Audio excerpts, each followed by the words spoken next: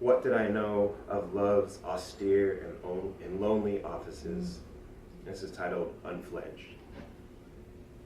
Weekends to my father roofed poor neighborhoods at prices only his back could carry into profit.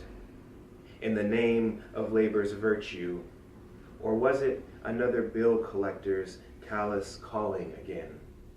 My brother and I became his two-boy cleanup crew. During those hard, gloved hours under the sun's weight, I studied my father from the ground, the distance he kept between us, his version of worry. This work gave him chance to patch over his latest night in county jail, to shout over something other than his drug-heavy belly song. More than witnessing the way he knew a hammer, more than the sweat, the grace of his body grew when I noticed the cheap pigeon magazines tucked in his back pocket, black and white photos of pedigreed squabs he'd fallen for, folded for a later that never came. The careful study we do with things that refuse to become ours. Evenings he tended to his own homemade kit box of birds, bathed in the constant coos from a mongrel mix of orphaned Birmingham rollers and hand-captured homers that he bred the distance out of, turning our block into the new destination their blood pulled them toward. On the job, from below, as he perched and drove nails through the day's heat, I checked the silhouetted length of his back for signs of stiffness, and his impossible arms, anything I might point to, certain, like most people, if the ache could be found, you'd know how to start soothing, where to place your hands.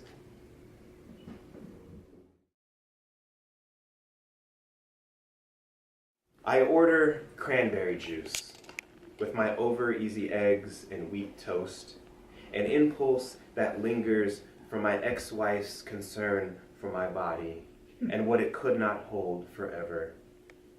What does it mean to name this moment Concord? With thousands of miles, 3 ranges of mountains, and a merciless silence between us, let this drink order simply bless this morning, headed west, her way, still fat with possibility. My waiter's smile seems convincing enough. He's kept my coffee warm and the toast arrives unburnt. Yes, just kids, we failed utterly to span that great domestic divide. We didn't have a chance. But I applaud those two for staying in it until the house burned to the ground. And now, if only for her ghostly part and ensuring I have enough cranberry juice to wash it all down, I wish her 100% of her daily vitamins when she wakes. A healthy portion of phytochemical nutrients and antioxidants, glasses of juice so fresh she could sing of a deliciousness to this world. I refuse the false concentrate this diner uses to become some dark hearkening to our misplaced faith and the deep red promise of wetland blossoms. We have every spring to recover, to gulp the aroma of blooms, lungs filled with the spectral sweetness of fruit we will never eat.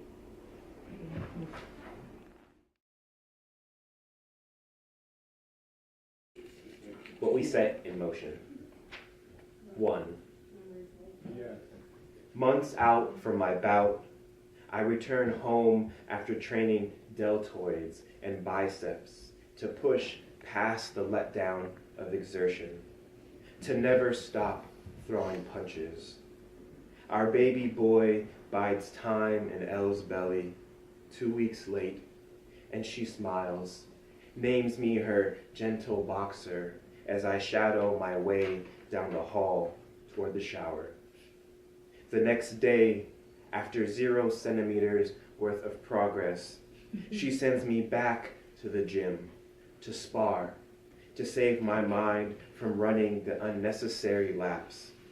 I spend round after round risking and taking damage in search of that perfect left hook to the body, that soft midsection crunch.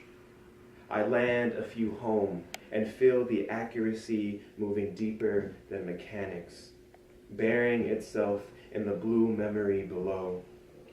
Inside the ring, I sweat out everything but bob and weave, but balance and breath, bearing each combination's bad intent until brutality blossoms into something almost beautiful. 2. And then it's time. As in the dark, we're in it. Maternity wing of the hospital, the lengthening hours of our son's slow arrival. As in the dark, a contraction's wave ends, the wash of pain receding, and Elle leans back into the rocking chair, back into the chasm of exhaustion, eyelids locking her exit from the room. I squat before her and wait, her body buoyed in the open sea of labor as in the dark. My gaze fixes on the map of monitors, scanning that pixelated horizon for the next contraction's approach. When it does, as in the dark, her eyes flare inside the room once more, hands raising to clasp behind my neck as in the dark. I hear the moan of her spirit bearing this being into light, and I lift her loaded weight, place pressure on her hips, and say, "Give me everything, darling," as in the dark. There is no word for the infinite divide between my desire and my inability to rock this boy's burden from her, to rock her from the tides of hurt he's riding in on. This is all her. As from the dark, as from the sea, another wave builds inside her, and I send whispers across water, coaching her deeper into the swallow of its force, calling it what we want, calling it love or joy or peace as in the dark, barely trusting each moment that moves her further from this shore, where I wait for her to plant our son into these arms.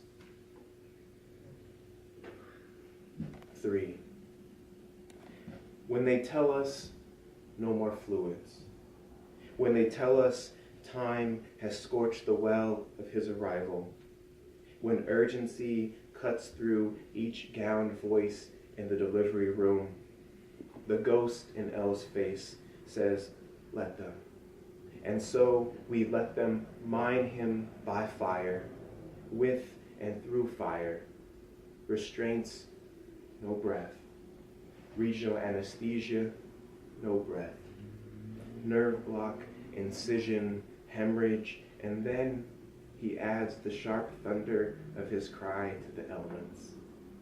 They place him at the altar of her chest, with one hand free to touch the curl and moisture of his hair. Smoke clears from her smile. 4. In the nursery, this new kind of quiet stretches itself inside the plastic hospital-issued bassinet, and I stare at my feet, a sudden fear over the distance down to them, over having no prayer for looking into our son's face years from now, finding it thinner, the flesh pulled tighter around the cathedral of his skull, the mind behind his eyes more like ours, more tacked to the brittleness of yesterday, days stacking into months, memories like seeds spilled across another year. What's the ritual for forgiving ourselves, the mortal promise we set in motion, pressed between the floral sheets, planning his life's fabric into death's seam?